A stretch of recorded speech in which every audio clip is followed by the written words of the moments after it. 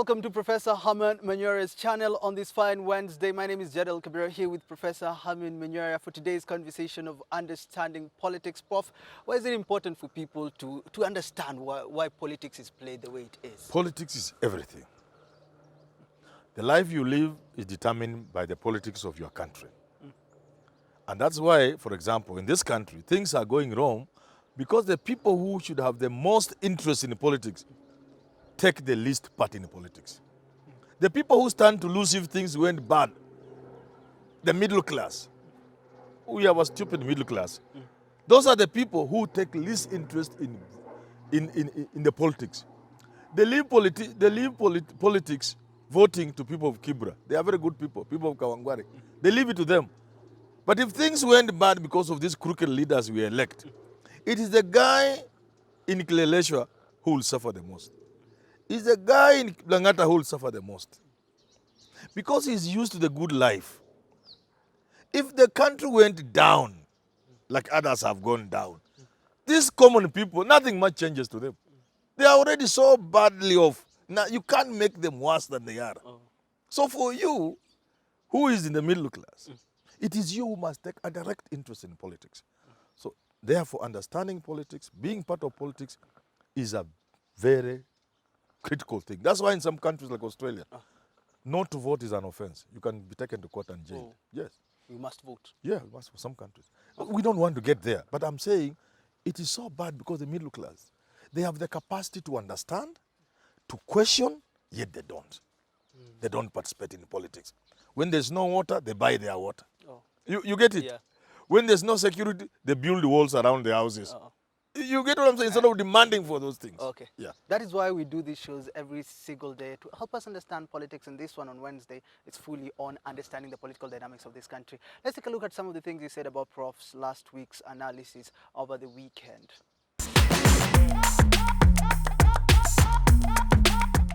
Prof here is Danny Mas. He says, Ruto fears talking about public theft because he is the grand master of public theft. He takes Kenyans for fools with his pyramid brand of politics from Moi playbook, which sank a vibrant economy. The bottom up is just but a simplistic bait to the illogical voter who lacks critical thinking. There have been arguments that this bottom up has worked in other countries. Why did you come up with a video and say that Ruto is wrong on bottom up? There is nothing like bottom up. The idea that when you are coming up with policies, or especially on matters of development, involve the people down, even crafting the policies and the programs, is as old as I don't know when. It began in the 1960s, when there was so much aid coming into newly independent countries in the southern hemisphere. You get it? So immediately these countries became independent, most of them in Africa.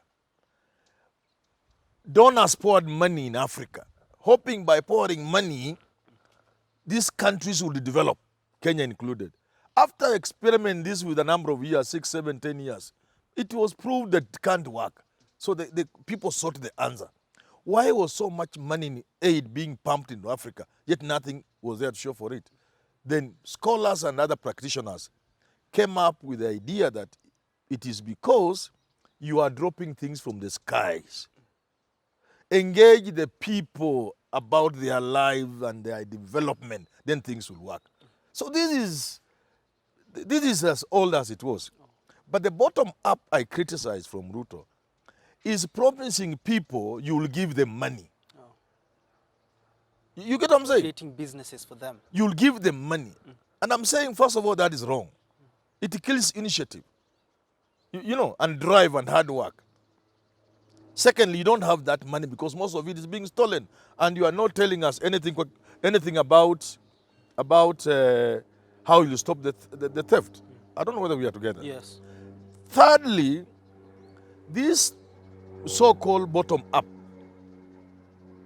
you get it, is not based on what we call production. You get it? Yeah. So you are promising handouts. And the fourth and the last thing is that thing has been tried here in this country for over 50 years.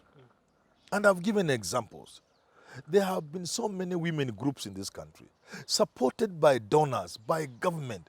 Moi started what they call District Focus for Rural Development. Maendeleo Mashinani.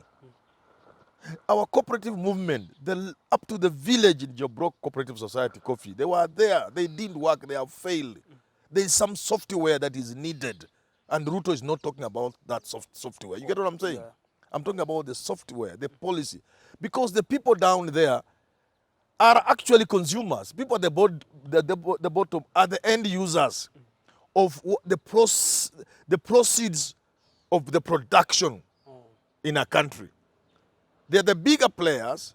And unless you want to turn this country into a socialist country, which I would support, let him go. Let us have that conversation. Because that's an entirely different ballgame. To make this country a communist or socialist country, I would support it. But so long as it is still a capitalist country, you need the big players, the producers, the owners of capital, to generate the money then that puts the activity that put money in the pockets of those people down there. Or start with production first. Yes, there must be money, and that money is not manufactured in the village. Okay, here is John Jam. I don't know what you'll say about him. Prof, you're wrong on this one. Bottom-up economy is a revolutionary for Africa because majority rely on small businesses or subsistence farming from hand to mouth. No savings, so boosted just a little. Kenyans will begin saving little by little. He says that at least people should have money in their pocket. Where is the money coming from? You cannot generate money in the village. Do they understand how money works in a capitalist system? Which money are you going to... I gave an example. The money you see rotating in my village in Luombei and the shopping center around College Brock is money that has come from Nairobi. Yes, either by the way of a teacher who has been paid by the Teacher Service Commission, a public servant, a county employee, a worker in Unilever in Nairobi, private sector, factories, and that is the money that ends in the village. You get it? Yeah. So if you cut the flow up here, there will be no money in the village. You get what I'm saying? Yeah. That is a capitalist system, how it works. So I'm finding it so simplistic and cheap. Do you find it that if the bottom-up happens and, as you call it, a handouts kind of system, Yes. People will be totally dependent on the government instead of For themselves? handouts, and you don't have enough money. Instead of giving people handouts, I've said, you better tell me I'm for a welfare state. Free, compulsory, serious education. Free, serious education. Sio bora elimu, elimu bora. Education which the minister will take a school, a public school, where the minister in charge of education will take their son or a grandson. That's the kind of education I'm talking about. Free health care, quality health care, free. Where a minister will take his wife to deliver. Now, once you approach things in that manner, you have removed most of the burden from the people. The income they have that is spent and wasted on these things which government can give because we have the money. It is the money that they can use as disposable income, a bit of which they can save, a bit of which they can engage in small juakali businesses. You see what I'm saying? Yeah. In other words, you are thinking about the common person down there, which you should do, but within a framework of some thinking. That will run the country. Yes. Okay, here is Wilfred Sifuna Makoha. Boda Boda, Mama Mboga and Kokoteni drivers have been here during his Jubilee Chanya. Mbona hajazisaidia bure kabisa. I think we've talked about, we can't talk about that. Though Jen Karaoke says there are many women with small businesses who help their families because they get help through merry-go-rounds among them. If such groups are boosted up through bottom-up economy, many people will grow their businesses, improve our economy. So don't downplay bottom-up economy. It will work with small people. It cannot work. Handouts have never worked anywhere. The handouts, first of all, I've told you, it kills initiative. Okay. The human being by nature is a person who is supposed to be industrious. To work hard, it is written in the holy books, you work hard. If you tell people, sit down and I give you food, it doesn't work. It doesn't work. It doesn't work. If people want to be enabled. It is one thing to enable people. You see what and I've given many examples. I wish I get a forum with Ruto and we sit down. Because I've given many examples. You can support people by putting them in a position where they can produce. You get it? Yeah. I've given an example, in fact, in the recent video, I think I say, for example, government spends so much money down there, devolved funds, CDF, women empowerment, national action. There are so many of those funds down there, devolved. So I don't know what other funds you want to devolve. Funds have been devolved from the time of Moi. Then CDF came, and many others, including road levy. The money is AIDS, HIV/AIDS. There's money down there. When this money is supposed to do, let's take a very simple example quickly because of time. You have CDF money or Ministry of Education infrastructure funds to put up a school. Yeah. Okay? Do we ever follow to find out how that money is used in, first of all, to avoid corruption so that the school is actually built? Do we ever follow? No. But more important and relevant to the point now is, do we ever care who supplies the material to build that school? Do we care who are the fundis? Who are the contractors? So I come from Lombe, a school is being constructed. The headmaster talked to some crook contractor from Kisumu who comes and walks away with all the money. Let's not even talk about the costing, which is exorbitant. Let's not talk about the shoddy work because the people are not involved. But I'm just talking about the money that should be circulating in my village at Lombe has gone with a crook to Kisumu or Eldoret or Kakamega. You see what I'm talking about? Yeah. So those are the things I want Ruto to talk about. Come out with a blueprint to ensure when we develop funds, for example, they will go to that polytechnic. You talk about polytechnics, yet there is no government policy to say all beds in boarding schools shall be bought from those polytechnics. Oh. Imagine if beds that the schools are using were bought from those polytechnics, Yeah. technical institutes that do welding and mechanical engineering. Yeah. All our children would love to go there. You get what I'm saying? Yeah. So this is cheap. Okay, let me get Yeah. one comment from one video you did. You said Ruto may support Raila in 2022. Leon Martin says, come back to Kenya, the world of real politics, no negotiated democracy. Wacha mtu muwe kadoebe. Why was that? Why were you motivated to come up with that video and say that Ruto should work with Raila and Uhuru, and if he can support Raila come 2022? Peace, sometimes people sacrifice a lot of things for peace. You can even sacrifice justice for peace. And other countries have dealt with that, including with mafia, underhand gangs in Latin America. You know, people have sacrificed, even in UK, in order to come up with lasting revolution, people sacrifice justice to deal with the IRA. You know what I'm talking about? Yeah. So peace is more important than anything, because without peace, any of these things we are talking about will collapse. Even more important than democracy, he says people should choose the Hey, leaders forget they what is want. democracy where there's no peace. Take democracy to Somalia now. You must first of all have peace. So if your politics does not help you sort out peace, basically you are wasting your time. Okay, Emmanuel Ndubi says, here I disagree with you, Prof. Ruto started campaigning from 2013. He has to run. This is the best chance with a heartbeat away from the presidency. It is Ruto versus Raila, period. That's what I said. I said, let them run. But sitting together will be a better way so that they agree on how to run, how these elections will be. There are already issues with this election. You sort out those so that anybody who wins is okay.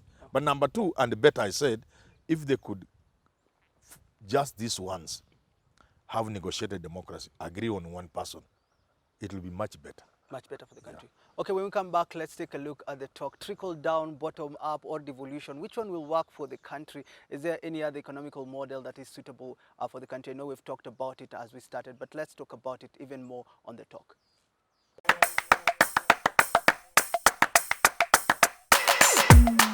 Almost every presidential candidate for 2022 has come up with their own economical agenda that will be able to help the country as we move forward after the 2022 elections. As the country is filled with debt burden, taxation, and almost every single person wants more for their families, and bills have become actually too much. When you talked about, Prof, you talked about KPLC together with Richard the other day. What economical blueprint do you want to see? You've said Kenya should be more of a welfare state, but how can we actualize it?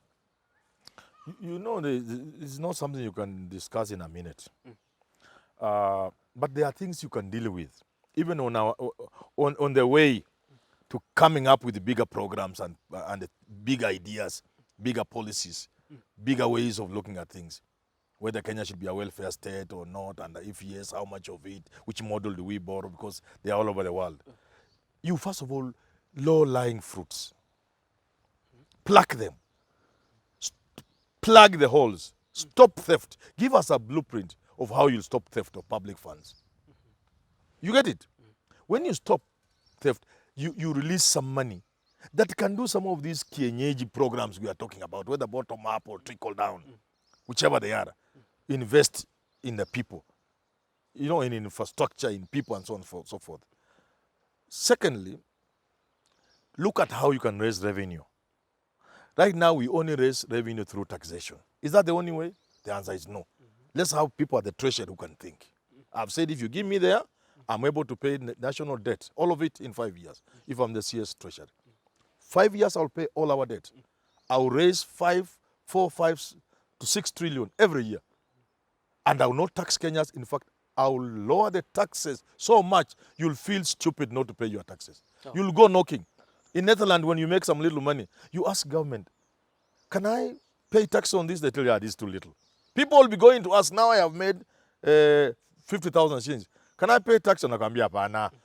Ukifika 1,100 we shall come, or you can come. You lower the taxes so much and make people see that money working. So there are basic things we can do. Then finally, once we have eased the pressure, we are living like animals in this country. Make people live like human beings. And then talk about the big idea. What kind of country, what kind of economy do we want to be? Okay? Yeah. Do we want an economy where government only facilitates business, or a mixed economy where government plays a part and business plays a part? Do we want to be completely capitalistic, or do we want some form of capitalism that can suit our situation? Those are conversations we can have. So should we focus more on trade and production than agriculture, let's say? No. Agriculture is good. You will have to do agriculture because you need food. A man who doesn't feed his home is a useless man. You have to feed yourself. Okay. The shame that comes with begging for food, you can't live with that kind of shame as a man. The problem, though, in the country, is it more of the political or the economical models that we have, or is it the failure? It is, first of all, theft. Failure of implementation of the Constitution. It is theft. And the devolution. It is theft. You see, my friend, once you stop theft, you move to the next level. How you raise money, how you spend that money well because you have dealt with the theft. But in order for that to work, you now know you must go for this. Modern economies run on brain. You get it? Knowledge. Modern economies are knowledge-based economies. You get it? Yeah. So where is the place of knowledge in this country? Do we invest in knowledge? We don't. There's a time you said that if you put Raila Odinga as the president, or even William Ruto, he'd probably go for the same people that are currently in government. Not new thinking. They will not even put money into research. You know how much German puts into research? You are driving a car, you are hearing, what are you calling electric car? The Germans have already come up with the cars that will be there in 100 years. They already have them. The models are there, and they can put it on the road. Thinking, financing thinking. Any country that does not finance thinking will be first out of the face of the world. Look at the way China has come into Africa. We are not thinking through. Look at this virus, what do you call it? Corona. It should have already awakened us to the fact that the future generation will only survive if they employ knowledge. So those are the things you need to do. Before the president leaves, though, will he be able to help the country right now with taxation? Will he be able to change anything? And how can he doesn't have new thinking. He's stuck where he is, unfortunately. They are all stuck, all of them. So we are on autopilot as a country. Until the next president. It's not Raila, it's not Ruto, even the next person. They will all put us on autopilot. Oh, things will just continue increasing. The way they are. Bills. Na ni Mungu ndio anatusaidia tu. Mungu ndiye anatusaidia tu. Let's take a look at Would You Rather, see what Professor would rather gamble with as we call it a wrap.